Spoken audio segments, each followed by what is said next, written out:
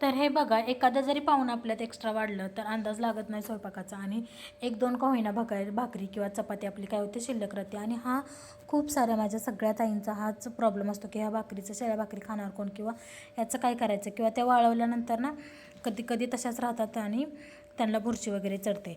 तर आता ना आज मी तुम्हाला याचं सगळ्यात भारी सोल्युशन सांगणार आहे आणि छान असा पदार्थ कसा बनवायचा ते पण सांगणार आहे.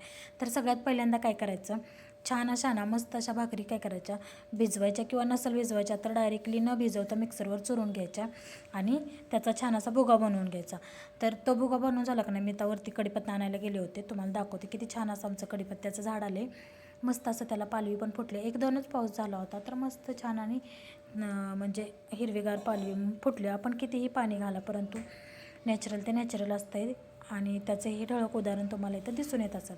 त्याच्यानंतर ना जे मी इथून ह्या झाडाची एक फांदी कट केली होती आणि दुसऱ्या झाडाचं म्हणजे दुसऱ्या एका टबमध्ये काय केलं तर त्याला लावली होती.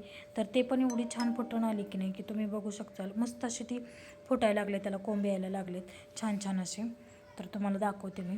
त्याच्यानंतर मी खाली आले, मस्तपैकी कांदा टोमॅटो वगैरे चिरलं, मिरची कोथिंबीर आणि कढीपत्ता, आणि छान असं हे भाकरीचं आपण करून घेतलेलं भुगा. मी सुक्या भाकरींचा मिक्सरमध्ये जशाच तसा भुगा करून घेतला आहे. आणि बघा हे छान असं परतून घ्यायचं, कांदा वगैरे छान भाजून. साधी सिंपल प्रोसेस आहे, जसं आपण भाजीला यायला करतो तसं. मिरची टाकायची, जिरं टाकायचं असेल तर जिरं टाकायचं, मोहरी टाकायची असेल तर मोहरी टाकायची, तुम्हाला जे काही गोष्टी आवडतात त्या तुम्ही सगळ्या टाकायच्या. तर अशा पद्धतीनं छान असं. आणि त्याच्यानंतर शेवटी भुगा टाकायचा त्यामध्ये भाकरीचा जो काही केलेला आपण आहे तो, आणि हळद वगैरे टाकून छान असे लागतात आणि खूप मस्त असं खाल्लेही जातात.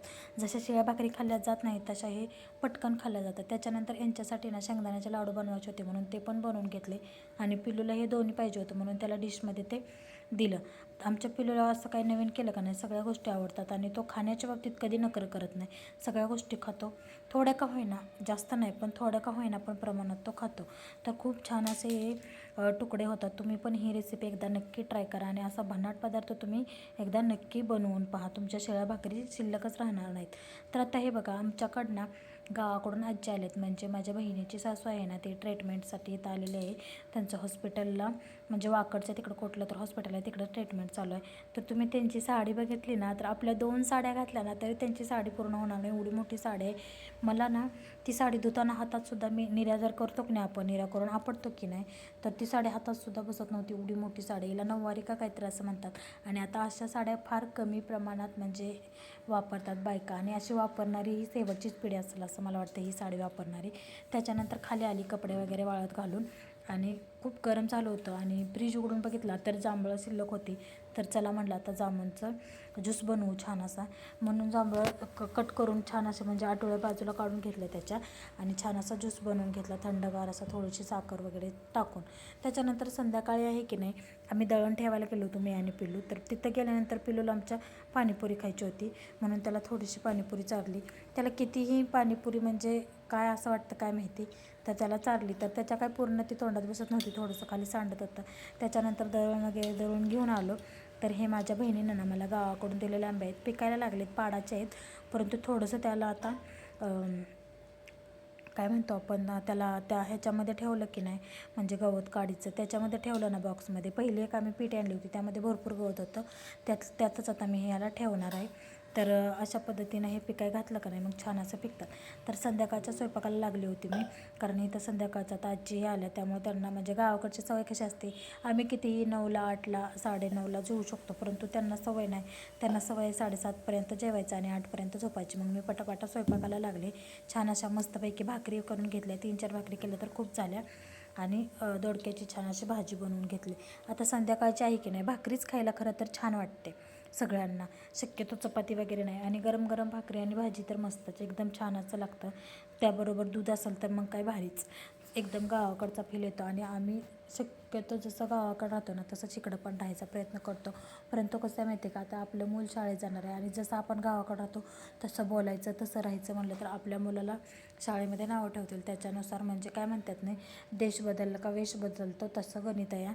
आणि त्याच्यानुसार आपल्याला सुद्धा काय करावं लागतं, राहावं लागतं. तर मी तर भाकरी वगैरे सगळं करून घेतलं, आणि त्याच्यानंतर माझं दुसरं काम राहिलं होतं ते सगळं काही करून घेतलं. छान अशा भाकरी पण टम्म फुगतात बरं का संध्याकाळच्या गरम गरम. मी कधीही तवा खाली उतरून गॅसवर भाकरी भाजत नाही, कारण पिलूच्या पप्पाला आवडत नाहीत कधीच.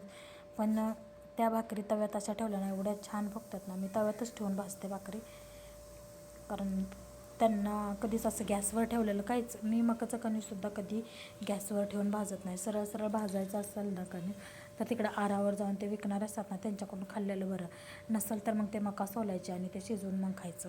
आम्ही कधीच गॅसवर असं ठेवत नाही. तुम्हाला तर माहिती आहे आता पहिल्यासारखं गॅस वगैरे राहिलेलं नाहीत, त्यामधून खूप जास्त प्रमाणात वेगळा वेगळा गॅस येतो आणि आपण ते तसंच खातो. त्याच्यामुळं डायरेक्टली गॅसवर हे अन्न ठेवणं चुकीचं आहे, म्हणून आम्ही कधी ठेवत नाही. भाकरी पण छान अशी झाली होती. ज्वारी पहिल्यांदाच आणली होती. कोणी म्हणतं गरम पाणी करून ज्वारीची भाकरी करावी, परंतु माझ्या तर छान होत होत्या भाकरी. तर कारण गरम पाण्यात मी कधी ह्याच्या आधी पण मळला नाही आणि आज पण मळला नाही, कारण मला सवयच नाही गरम पाण्यात मळायची. मी गार पाण्यातच भाकरी ज्वारीचं पीठ मळते कधी पण, आणि खूप छान होतं. कारण आजींना आहे ना बाजरीची भाकरी खायची नाही पहिल्यापासून.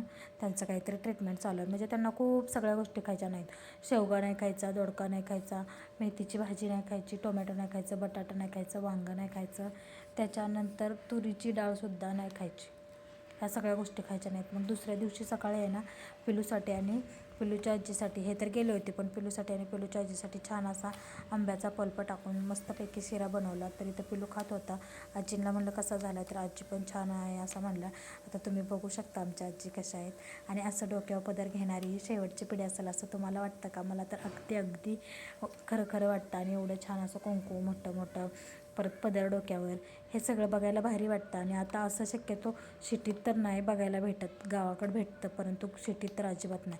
तर त्याच्यानंतर सगळी कामं ही आवरली आणि माझं एक पार्सल आलं होतं ज्याची मी खूप दिवसापासून वाट बघत होती. कारण मला याला हे जे मी होम डेकोरेशनसाठी किंवा किचनसाठी किंवा ऑल आपली भिंत असते ना ती डेकोरेटिव्ह करण्यासाठी मागवली आहे. आता तुम्हाला सांगू का, हे आहेत सिरॅमिक बेल्स.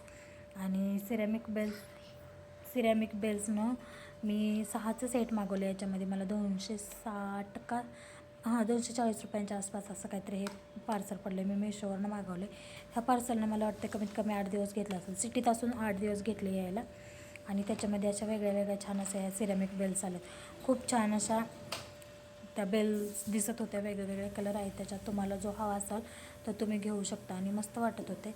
तर याचं मी एक होम डेकोरेशनसाठी एक आयटम बनवणार आहे आणि ते तुम्हाला मी नक्की तुमच्यासोबत शेअर करेन. तर ह्या तुम्हाला घ्यायच्या असतील ना तर लिंक पी काही पण टाईप करा, तुम्हाला याची लिंक मिळून जाईल, किंवा तुम्हाला मी डिस्क्रिप्शनमध्ये याची लिंक देईन. तर ह्या 6 आल्या होत्या आणि त्याचं पॅकिंग एवढं भारी होतं ना, त्यांनी थर्माकॉलमध्ये व्यवस्थित पॅक करून दिलं होतं. आता मला ह्यामध्ये असं नावं ठेवण्यासारखं काहीच नव्हतं. फक्त ती घंटी जी बांधली आहे ना ती एकदम साधा धागा असतो की नाही आपला, आपण वाकळ वगैरे शिवण्यासाठी वापरतो, त्या धाग्यानं बांधली होती. ते मी चेंज करणार आहे. बाकी मला ह्याच्यामध्ये काही प्रॉब्लेम नाही वाटला. आणि याचं मी त्याच्यानंतर घंटी वाजत पण होती खूप छान, पण ते मी तुम्हाला दाखवेन नंतर. ज्यावेळेस मी होम डेकोरेशनचं बनवेन की नाही त्यावेळेस मी नक्की तुमच्यासोबत ते शेअर करेन. तर असेच नवनवीन व्हिडिओ पाहण्यासाठी ना माझ्या चॅनलला नक्की सबस्क्राईब करा. माझ्या चॅनलवर असेच गावाकडचा थोडासा फील, शहरातला थोडासा फील, असे नवनवीन व्हिडिओ येत असतात, किंवा DIY टाईप नवीन काहीतरी असं येत असतं. तर नक्की माझ्या चॅनलला सबस्क्राईब करा आणि असेच नवनवीन व्हिडिओ पाहत राहा. आता पिल्लूचं बघा इथं काय चाललं आहे, पेंटिंग करायचं चाललं आहे. आणि जोपर्यंत शाळा भरत नाही ना तोपर्यंत ह्या गोष्टी सगळ्या सहन कराव्या लागणार आहेत. शाळा भरल्यावर पण चालतात थोड्याफार, पण जास्त नाही, थोडंसं तरी म्हणजे 3 तासासाठी तरी हा त्रास थोडासा कमी होणार आहे. आणि त्याचं पेंटिंग चाललं आहे. आता कसलं पेंटिंग